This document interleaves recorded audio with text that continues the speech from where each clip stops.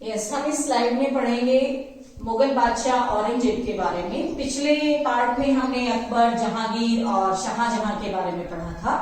अब हम औरंगजेब के बारे में पढ़ेंगे। औरंगजेब अगर कहा जाए तो मुगल बादशाह में सबसे ताकतवर बादशाह रहा है, यानी इनके बाद जो बादशाह रहे वो इतने ज्यादा ताकतवर नहीं रहे हैं, इसलिए इनको सबसे ज्यादा ताकतवर बादशाह कहा गया है। इनका कार्यकाल है 1658 से लेकर और 1707 तक, जैसा आप देख रहे हैं। 1707 तक इन्होंने शासन किया और इनका शासन का टाइम पीरियड रहा 49 साल, यानी 49 ईयर। इतना ही शासन किया अकबर द ग्रेट ने, यानी अकबर ने भी शासन इतने ही साल किया था। इसीलिए कहा जाता है कि अगर सबसे ऊंचाइयों पर मुगल काल पहुंचा तो वो किस के काल में पहुंचा? अकबर के में पहुंचा और औरंगजेब के में पहुंचा था। औरंगजेब के कार्यकाल को अगर हम विभाजित करते हैं तो दो हिस्सों में विभाजित करते हैं, 1658 से लेकर 1681 तक, यानी ये 23 साल का पीरियड एक अलग है, और 1681 से लेकर 1707 तक का एक अलग पीरियड है। अगर हम इस पीरियड की बात करें, इस 23 साल के पीरियड की बात करें, यानी शुरुआत वाले जो 23 साल है, इसमें उन्होंने अपने पिता की तरह ना ही तो बिल्डिंग्स बनवाई हैं, जैसे उनके पिता शाहजहां ने ताजमहल, लाल किला से बहुत सारी बिल्डिंग्स बनवाई, उस तरह का इन्होंने कोई काम नहीं किया था। इनका मुख्य अगर बिंदु रहा है तो वो युद्ध में ही रहा है, और भारत के ज्यादा से ज्यादातर हिस्सों पर इन्होंने जीतने की कोशिश की है।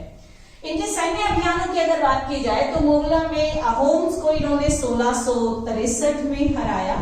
जो अहोम जनजाति थी, जो कि ब्रह्मपुत्र नदी के आसपास रह रही थी, उस जनजाति को इन्होंने 1663 में हराया। लेकिन अहोमों ने दोबारा विद्रोह किया 1680 में, इनके खिलाफ फिर से विद्रोह कर दिया।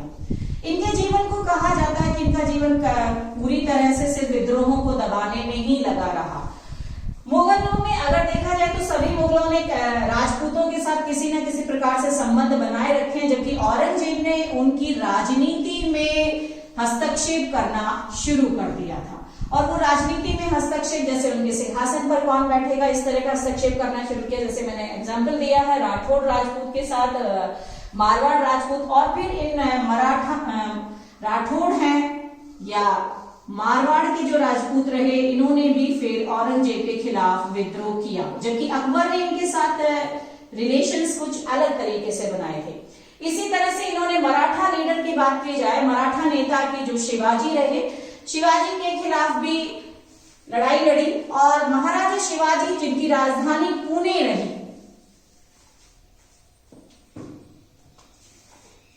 महाराजा शिवाजी इनके मुख्य दुश्मनों में से एक थे। सिख इनके दुश्मन थे। मराठों में हमने शिवाजी को गिना। इसी तरह से जाट जो जाति रही वो भी इनके खिलाफ विद्रोह करती रही। तो इनका जीवन विद्रोह में, शिवाजी ने के खिलाफ भी इन्होंने विद्रोह किया, और विद्रोह करने के बाद शिवाजी ने खुद को अपने आप में एक स्वतंत्र राज्य घोषित कर दिया, और वो खुद को स्वतंत्र राजा कहते थे। ऐसा हुआ भी इसलिए क्योंकि शिवाजी को जब पकड़ा गया, युद्ध में हराया गया, तो उन्हें आगरा की जेल में, जब संधि की बात हुई तो संधि में इन्हें आगरा की जेल में कैद कर दिया गया, और वहां से शिवाजी दौड़े और वहां से भाग निकले उस जेल में से, और भाग निकलने के बाद उन्होंने खुद को एक स्वतंत्र राजा घोषित किया था। तो इस प्रकार अगर औरंगजेब का देखा जाए तो उसका उनका मुख्य जो जीवन का हिस्सा है वो या तो दक्कन के विद्रोहों को दबाने में चला गया, या सिखों के विद्रोहों को दबाने चला गया, या किसानों ने विद्रोह किया, या मराठों ने विद्रोह किया। तो इनका ज्यादातर जीवन किसमें चला गया? विद्रोहों को दबाने में ही चला गया। हाँ जी, अब हम देखते हैं मुगलों की उत्तराधिकार की परंपरा, मुगल ट्रेडिशंस ऑफ सक्सेशन। इसमें हम सबसे पहले आपको एक शब्द आता है, आपने पहले सुना होगा कि हमारे यहाँ राजा वही बनता था जिसका बड़ा बेटा ही राजगद्दी का अधिकारी होता था। उस परंपरा को हम कहते हैं ज्येष्ठाधिकार। इंग्लिश में इसे कहा जाता है प्राइमोजेनिचर, अर्थात जो बड़ा बेटा होगा वो राजगद्दी का अधिकारी होगा। तो मुगलों में अगर बात की जाए तो इस ज्येष्ठाधिकार की परंपरा नहीं रही है, यानी यहां पर ऐसा कुछ भी नहीं था कि जो बड़ा बेटा है वही राजा बनेगा या वही सिंहासन बनेगा, बल्कि ये अनुसरण करते थे एक दूसरी परंपरा जिसको कहा गया सहदायत। इंग्लिश में हम इसे कहते हैं कॉपर्सनरी। इसका अर्थ होता है कि सारे भाइयों में यानी पिता के जितने भी बेटे हैं उन सभी में बराबर का बंटवारा हो जाए। जैसे आपको याद होगा कि हुमायूं ने अपनी पूरी प्रॉपर्टी का यानी बाबर की जो इनहेरिटेंस थी, जो भी उत्तराधिकार था, वो अपने सभी भाइयों में, तीनों भाइयों में बराबर बराबर बांट दिए थे। तो इस प्रकार यहाँ पर सहदायाद की परंपरा चलती थी। यानी मुगलों की अगर बात की जाए तो मुगलों में उत्तराधिकार की परंपरा में सहदायाद की परंपरा को ये अनुसरण करते थे, ना कि ज्येष्ठाधिकार की परंपरा को। अब हम अगला देखते हैं कि मुगलों का दूसरे लोगों के साथ यानी दूसरे राजाओं के साथ किस प्रकार की रिश्ते नाते बनाए हुए थे।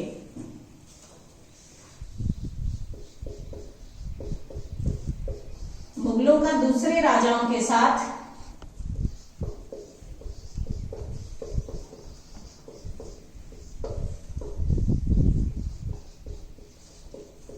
किस तरह के रिश्ते थे।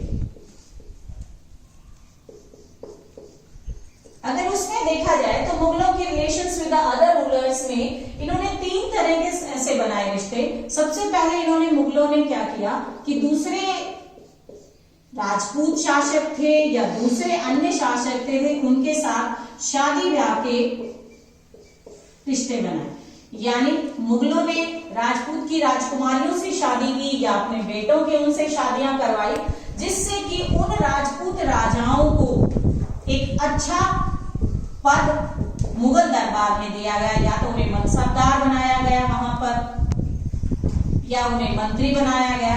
जैसे उदाहरण के तौर पर रानी जोधाबाई का अगर हम बात करें, जिनकी शादी हुई अकबर से, मुगल बादशाह अकबर से शादी हुई, जो कि आमेर के राजा की बेटी थी। और इनके जोधाबाई के जो भाई थे मानसिंह, वो अकबर के दरबार में नवरत्नों में गिने जाते थे और वो फिर मनसबदार बनाए गए। ऐसे ही जहांगीर की शादी भी राजपूत राजा की बेटी के साथ की गई, जिसका नाम था ममती बाई। तो इस तरह से अगर देखा जाए तो एक तरीका तो इन्होंने ये अपनाया दूसरे राजाओं के साथ कि उनके साथ रिश्तेदारी बनाई जाए, यानी शादी ब्याह के रिश्ते बनाए जाए। दूसरा तरीका था कि ये जो जिन राजाओं को हराते थे युद्ध में, अगर युद्ध में हराया उन्हें, तो युद्ध में हराने के बाद उनका अपमान नहीं करते थे, क्योंकि अगर उनका अपमान किया तो वो उनके पूरी तरह से खिलाफ हो जाते थे। अपमान करने की बजाय उन्हें उतनी ही इज्जत दी जाती थी, और इज्जत देने के कारण जो दूसरा राजा, जो हारने वाला राजा होता था, वो उन्हें सम्मान देता था और उन्हें वतन और जागीर दी जाती थी। इस तरह से वो लोग भी उनके फेवर में यानी उनकी तरफ ही हो जाते थे। तो जिन राजाओं को युद्ध में हराया गया उन्हें अपमान ना देकर कर उनके साथ उनकी इज्जत की जाती थी। जैसे सिसोदिया राजपूत है, उन्होंने मुगलों को काफी लंबे समय तक अपना राजा बादशाह नहीं माना था, लेकिन बाद में महाराणा प्रताप के बेटे राजा अमर सिंह ने उन्हें अपना बादशाह माना और उन्हें बदले में क्या मिली, जमीन मिली जिसे कहा गया वतन, या फिर हम जिसे कहते हैं जागीर। और फिर उन्होंने अपने राज्य में वहीं पर शासन किया। इसी तरह से तीसरे कुछ राजाओं को उन्होंने स्वतंत्र राज्य करने के लिए छूट दे रखी थी कि आप अपने राज्य में स्वतंत्रता से शासन कर सकते हैं, लेकिन आप हमें बादशाह मानेंगे। तो इस स्लाइड्स में, नेक्स्ट स्लाइड्स में हम देखेंगे आप ऐसे कुछ मुगलों के हिंदू राजाओं के साथ मैरिजेस के यानी उनकी शादियों के विवरण के बारे में बताएंगे कि उन्होंने किन रानियों के साथ या किन देश की राजकुमारियों के साथ शादियां की और उस तरह से उनके रिश्ते नाते बनते चले गए और वो एक अच्छे बादशाह कहलाए। अब हम पढ़ेंगे मुगलों की रेवेन्यू सिस्टम के बारे में, यानी उनकी राजस्व व्यवस्था क्या थी। तो राजस्व व्यवस्था में सबसे पहले उनके एडमिनिस्ट्रेटिव सिस्टम्स के बारे में बात की जाए, यानी उनकी प्रशासनिक व्यवस्था के बारे में बात की जाए। अगर हम प्रशासनिक व्यवस्था यानी प्रशासन कैसे चलता था, तो उस प्रशासनिक व्यवस्था को पढ़ने से पहले हम उनके कुछ इंपॉर्टेंट यानी कुछ महत्वपूर्ण पदों के बारे में जान लेते हैं। मैंने यहाँ लिखा है मनसबदार और जागीरदार, जैसे आप यहाँ पर भी देख रहे हैं। यहाँ पर आपको एक व्यक्ति दिखाई दे रहा है और उसके सामने कुछ लोग खड़े हैं। तो ये व्यक्ति मनसबदार है और जो सामने है वो जनता है। अब प्रश्न उठता है कि ये मनसबदार कौन था, यानी ये कौन होते थे। तो मनसबदार मुगलों में कहा जाए तो ये एक पद है, यानी मुगलों के दरबार में ये एक पद होता था जिसे मनसबदार का पद दिया गया था। जिस व्यक्ति को एक पद दिया जाता था वो क्या कहलाता था, पद। It's a position. अगर ये पोजीशन है तो ये पोजीशन डिपेंड किस पर करती थी, यानी ये पद किस व्यक्ति को और किस वजह से मिले। तो ये पद 3 चीजों पर आधारित होता था। सबसे पहले रैंक, सैलरी और मिलिट्री रिस्पॉन्सिबिलिटी। हिंदी में अगर हम बात करें तो ये है आपका रैंक यानी आपका पद, इसको हम जात भी कहेंगे। सैलरी आपका वेतन और मिलिट्री रिस्पॉन्सिबिलिटी यानी आपका सैन्य उत्तरदायित्व। आप इन दोनों को अगर मिला दिया जाए यानी पद और वेतन मिलकर उसको एक शब्द में कहा जाता था जात। यानी किसी व्यक्ति को मनसबदार तभी कहा जाएगा जब उसका पद बड़ा है और पद के हिसाब से उसका वेतन होता था, यानी जितना बड़ा पद उतनी ही ज्यादा उसका वेतन। अब वेतन किस पर आधारित होगा, वेतन आधारित होता था सैन्य उत्तरदायित्व पर। सैन्य उत्तरदायित्व का मतलब है उस व्यक्ति के पास कितने कैवलरी मैन्स यानी कितने घुड़सवार हैं। जितने घुड़सवार होंगे यानी वो बादशाह को जितने घुड़सवार युद्ध में हेल्प के लिए देगा, सहायता के लिए देगा, उतने ही उसका वेतन होगा। और वेतन उसका उसके पद के हिसाब से होता था। जैसे 5,000, 3,000, 7,000। ये 5,000, 3,000, 7,000 यानी ये क्या है, घुड़सवारों की संख्या, यानी उसके पास कितने घुड़सवार सैनिक और पैदल सैनिक है उसके आधार पर उसका वेतन तय किया गया। और वेतन के हिसाब से उसका पद हो गया, यानी 5,000 पद वाला तो वो मनसबदारी यानी वो हायर है, 3,000 वाला उससे कम है, 7,000 वाला सबसे ऊंचा है, तो ये मनसबदार। अब सैलरी के रूप में इन्हें पैसा न मिलकर इन्हें जमीन दी जाती थी और उस जमीन को कहा जाता था जागीर। यानी वेतन के रूप में बादशाह मनसबदार को क्या मिलता थी, एक जमीन देता था और वो उस जमीन को क्या कहा जाता था, जागीर। आपने पिछले अध्याय में पढ़ा था दिल्ली के सुल्तानों में कि वहां पर एक इक्तेदारी प्रथा थी, वहां भी एक सिस्टम था जिसे इक्तेदारी प्रथा कहा गया। इक्तेदारी प्रथा और मनसबदारी प्रथा में थोड़ा सा ही अंतर है और वो अंतर ये है कि इक्तेदारी में जो इक्तेदार का जो होल्डर था वो इक्तादार कहलाता था। जैसे यहां पर जागीर कहा गया वहां पर उसे इक्ता कहा गया था। अब जागीर और इक्ता में डिफरेंस यही है कि यानी इक्ता सल्तनत काल के समय की जमीन है और जागीर यानी मुगल काल के समय में दी गई वेतन के रूप में जमीन है। अब अगर इसकी बात की जाए तो जागीर पर शासन करने वाला कौन था, जागीरदार। यहां पर कौन था, इक्तेदार था।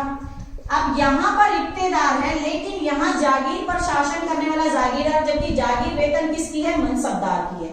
मनसबदार तो मनसबदार वहां शासन नहीं कर रहा, इक्ते पर शासन कौन कर रहा है, इक्तेदार शासन कर रहा है और वहां वो शासन कुछ समय के लिए कर रहा है। जबकि मनसबदार जागीर पर शासन नहीं कर रहा, वो सिर्फ वहां से क्या वसूल रहा है, खाली राजस्व वसूल रहा है और वो राजस्व उसका ही रहेगा, यानी सिर्फ मनसबदार का रहेगा और उसको ये राजस्व वसूलने का काम कौन करेगा, जागीरदार करेगा, जो जागीरदार उससे वसूल के लेता था। यानी मनसबदार को वेतन में मिली हुई जो जागीर है उस जागीर पर वो व्यक्ति रहता नहीं है, वो वहां पर शासन नहीं करता, उसकी जगह कौन रहता है, जागीरदार रहता है और वो वहां शासन करता है। वहां से वो राजस्व वसूल करके मनसबदार को देता है जो उसको एक सैलरी के रूप में यानी वेतन के रूप में प्राप्त होती है। जबकि इक्तेदार में ऐसा नहीं था, इक्तेदार वहीं पर रहता था और वहीं से ही राजस्व वसूल करता था, लेकिन उसका ट्रांसफर होता रहता था। हमने मनसबदार और जागीरदार के बारे में पढ़ा तो हमने उनको 3 चीजों पर आधारित बताया था, यानी उनका पद, उनका वेतन और उनका सैन्य उत्तरदायित्व, यानी कितने उनके पास घुड़सवार हैं। तो इन 3 चीजों पर आधारित थी मनसबदार का पद, ये 3 चीजें डिपेंड करती थी। फिर हमने पढ़ा था जागीर जो वेतन के रूप में मिलती थी मनसबदार को, यानी मनसबदार को वेतन के रूप में जागीर मिली और जागीर पर शासन करने वाला जो कि मनसबदार को टैक्स वसूल करके देता था उसे क्या कहा जाता था, जागीरदार। अब हम बात करेंगे जब्त और जमींदार के बारे में। जब्त और जमींदार अभी मैंने बताया था पिछले ही वीडियो में कि पद और वेतन जो है, यानी पद और वेतन मिलकर क्या बनता था, उसे क्या कहा जाता था, जाट। अगर हम राजस्व व्यवस्था की बात की जाए, मुगलों की राजस्व व्यवस्था की बात की जाए, तो ये राजस्व व्यवस्था पुनर्रूप से यानी दोबारा से बनाई गई राजा टोडरमल के कारण। राजा टोडरमल राजस्व मंत्री थे अकबर के दरबार में, और ये इन्होंने यहाँ की रेवेन्यू सिस्टम यानी राजस्व व्यवस्था को फिर से डेवलप किया, और जो सिस्टम दिया उस सिस्टम को नाम दिया गया जब्त व्यवस्था। ये जब्त व्यवस्था कैसे बनी, 1700 अगर बात की जाए तो उन्होंने करीब 10 साल तक सर्वे किया। 10 साल तक सर्वे करने के बाद इन्होंने फाइंड आउट किया कि किस जमीन पर सबसे ज्यादा, यानी कौन सी जमीन सबसे ज्यादा उपजाऊ है। उन्होंने 3 तरह से जमीन को डिवाइड किया, सबसे ज्यादा उपजाऊ जमीन, फिर उससे कम उपजाऊ जमीन, और फिर परती जमीन यानी जिसमें कुछ भी नहीं उगता, कभी कभार हो जाता है। और उसी हिसाब से उन्होंने टैक्स निर्धारित किया। जो सबसे ज्यादा उपजाऊ, जैसे गंगा यमुना के जो दोआब का जो क्षेत्र था वहां पर टैक्स ज्यादा लगाया गया, जो कम उपजाऊ जमीन थी वहां पर टैक्स वहां से थोड़ा सा कम लगाया गया, जो परती थी यानी जो जमीन बंजर ही है उस बंजर जमीन पर उन्होंने बिल्कुल ही कम टैक्स लगाया, और उस तरह से वो टैक्स वसूलते थे उसको। और जो टैक्स वसूलने का काम था वो जागीरदार सीधा किसान से टैक्स नहीं वसूलता था, बल्कि जागीरदार किससे कनेक्ट होता था, यानी सबसे पहले मनसबदार हुआ। अगर हम ट्री बनाए तो मनसबदार को जागीरदार वसूल करके देता था, जागीरदार कनेक्ट होता था जमींदार से। अब ये जमींदार कौन होता था, जमींदार यानी गांव का जो मुखिया होता था उस व्यक्ति को क्या कहा गया, जमींदार। गांव में जिसके पास सबसे ज्यादा जमीन होती थी उस व्यक्ति को क्या कहा गया, जमींदार। ये जमींदार व्यक्ति गांव के हर किसान से टैक्स लेता था, यानी जमीन से राजस्व इकट्ठा करता था और किसको जमा कराता था, जागीरदार को, और यहीं से फिर किसके पास पहुंचता था, मनसबदार के पास। तो इस तरह से इनकी राजस्व व्यवस्था आगे बढ़ती रहती थी, और ये मुख्य सोर्स था इनके इनकम का। यानी अगर बात की जाए तो इनकी स्रोत, जो आय का जो स्रोत है वो सबसे बड़ा था लैंड रेवेन्यू, यानी जमीन से आया हुआ टैक्स। तो जमीन से जो राजस्व मिलता था वो इनका मुख्य स्रोत होता था।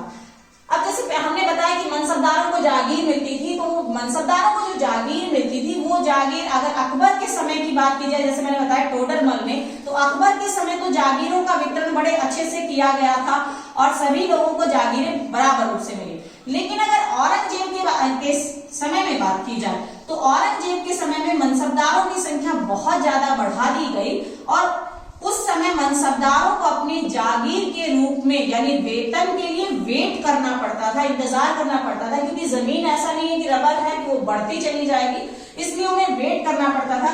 कहीं कहीं तो ये कहा गया कि एक मनसबदार को अपना पूरा का पूरा जीवन खत्म कर देता था, लेकिन उसे वेतन के रूप में जागीर मिल ही नहीं पाती थी। यानी औरंगजेब के समय इतना बुरा हाल हो गया था और उन्होंने इतने सारे लोगों को मनसबदार बना दिया था।